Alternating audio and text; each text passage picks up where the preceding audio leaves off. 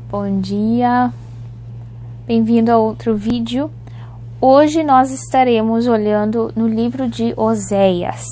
Oséias é um dos profetas menores, são 12 profetas menores da Bíblia.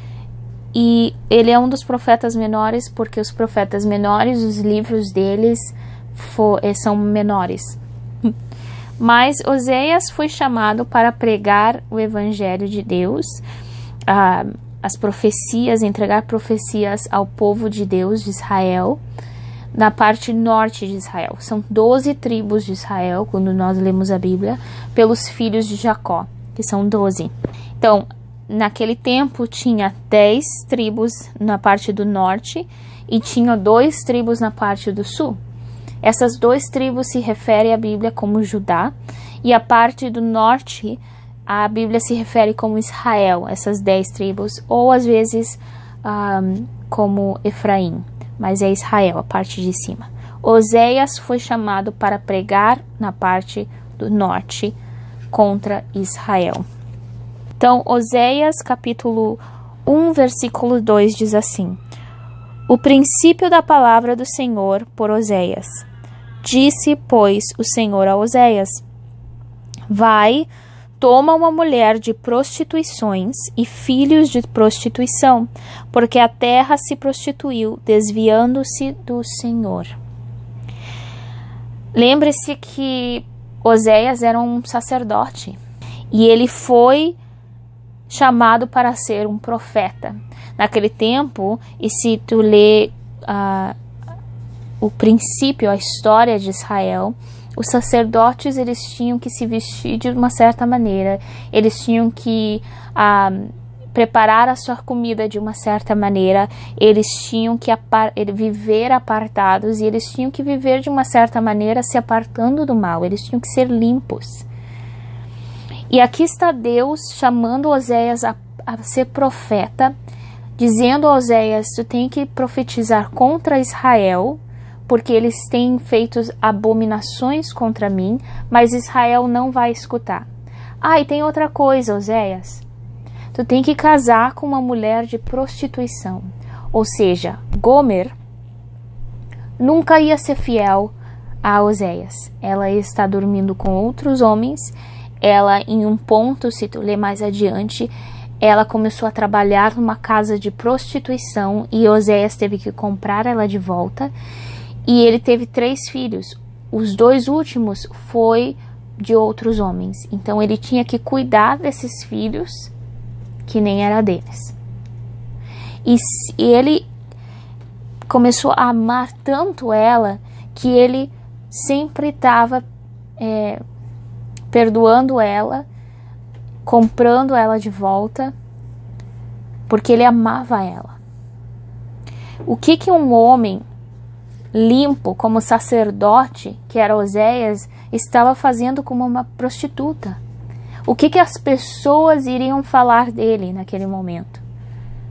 Sabendo que um sacerdote, um profeta de Deus, supostamente chamado por Deus, estava com uma prostituta e continuava aceitando ela. Hoje em dia nós é louco, perdeu a cabeça. Como que Deus ia dizer que para ele fazer algo assim? Deus nunca iria chamar ele fazer algo assim. Nós, hoje em dia, nunca aceitaremos. Mas Oséias aceitou. Por quê? Porque diz Deus que a vida de Oséias tinha que ser uma representação, um espelho da relação entre Israel e Deus. Por quê? Porque Deus estava falando e profetizando e dando regras e perdoando uma e outra vez e mostrando o amor dele ao povo de Israel, e o povo de Israel não aceitava. Eles continuavam se prostituindo com outros reis, com outros ídolos. Tinha ídolos não somente dentro do seu coração, mas eles iam e davam sacrifícios a outros ídolos.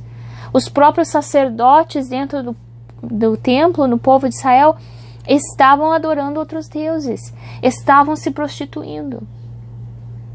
Mas Deus continuava perdoando. Deus continuava aceitando eles de volta. Então o matrimônio de Oséias tinha que ser uma representação direta da relação entre Israel e Deus. Sabendo ele que o povo de Israel nunca iria aceitar. Quando nós aceitamos a Jesus no nosso coração, nós aceitamos Ele, nós começamos a ler a palavra de Deus e nós somos uma representação direta do amor de Deus para a nossa vida.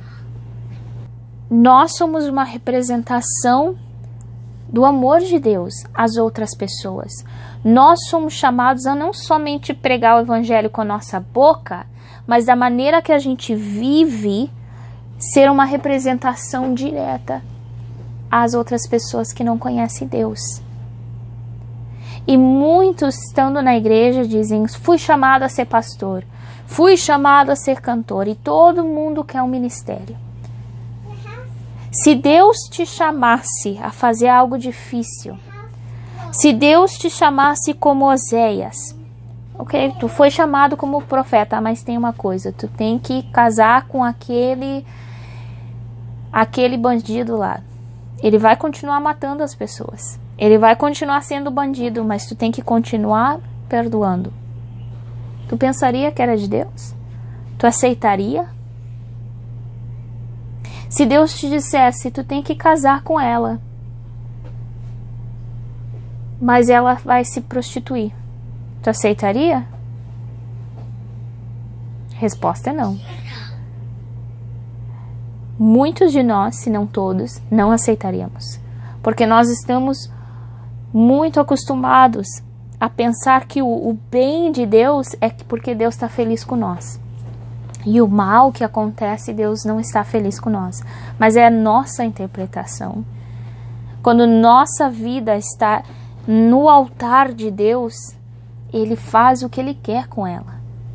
E Ele está muito mais preocupado com a minha salvação e a tua salvação que o nosso conforto, que as nossas finanças, que a nossa casa.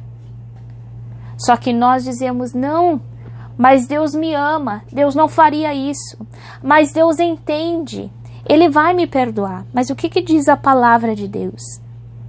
Nesse tempo, Deus falava com Oséias diretamente, mas agora nós temos a palavra de Deus que fala com nós, e nós sabemos muito bem o que Deus nos diz, e às vezes a palavra de Deus, nós precisamos de uma interpretação em certas coisas, certas profecias. Mas tem muita coisa que Deus diz não, é não. E se Deus disse que sim, é sim. Só que nós dizemos: ai não, mas tem que ter algo aí. Mas tem que achar alguma coisa que me permite fazer isso. Não. Se Deus te chamou para fazer algo, tu está pronto para aceitar? Mesmo que isso quer dizer que a tua felicidade tem que ser posta de um lado. Mesmo que isso quer dizer que as pessoas vão falar mal de ti. Mesmo que isso quer dizer que o teu conforto se foi pela janela. Tá pronto para dizer sim para Deus e não para ti mesmo? Ou será que tu tá pronto para dizer sim para o teu ministério, sim para o teu chamado, porque tu foi chamado para ser pastor, por exemplo, mas tu quer dizer sim para Deus porque tu pode estar no púlpito, na frente de todo mundo, na frente de uma câmera? Agora, se Deus te chama para fazer algo difícil, para dizer não para a tua própria carne, para se afastar do mal, se afastar do pecado, se afastar de alguma amizade que te causa dano, será que está pronto para dizer que sim também? Eu espero que nós possamos tomar um exemplo do nosso irmão Oséias, que ele estava pronto para deixar tudo de lado, a sua reputação, a seu matrimônio, a sua felicidade, seus filhos, não importava, seu próprio ministério que ele tinha já como sacerdote, tudo para trazer glória para Deus, tudo para ser um representante vivo na terra para o povo de Israel. É muito fácil nós, nos domingos ou quando estamos orando, dizer: Deus me usa, me manda, eis-me aqui, e dizer glória a Deus, aleluia. Mas quando Deus nos chama para fazer algo difícil, será que estamos prontos para dizer que sim? Nós dizemos: não, Deus, e começamos a reclamar, e se não vai a nossa fé, e começamos a dizer que não é Deus, mas será que nós estamos prontos? Diz a Bíblia: muitos são chamados, mas poucos escolhidos. Porque nem que todo mundo que é chamado está pronto para dizer sim para Deus. Nós queremos o conforto, nós queremos a conveniência. Mas quando nos custa, nós dizemos que não é Deus. Então vamos orar agora. Deus, nós te agradecemos, Pai, por essa palavra neste momento. E eu te peço, Senhor Jesus, que Tu esquadrinhe o nosso coração. Se há algum ídolo, Deus, se há algo na nossa vida, Pai, que ainda não hemos entregue a Ti, Senhor, que nos está afastando de estar em Tua presença, Pai, por favor, tira, expõe, mostra-nos, Pai, o que é. Que nós possamos, Senhor, nos encontrar prontos para dizer sim para Ti. Não importa o que vier, Senhor. Que possamos nos encontrar prontos, Deus, a ser uma representação pura e viva da Tua palavra aos demais, Senhor. Porque esse mundo precisa, Deus. Perdoa as nossas falhas, Pai. Perdoa as nossas dúvidas, Senhor, e a nossa falta de fé, Deus. Guia-nos, Senhor, e usa-nos, Pai, para a Tua glória e honra. Em nome de Jesus te agradeço. Que Deus o abençoe e eu vejo vocês na próxima. Tchau, tchau.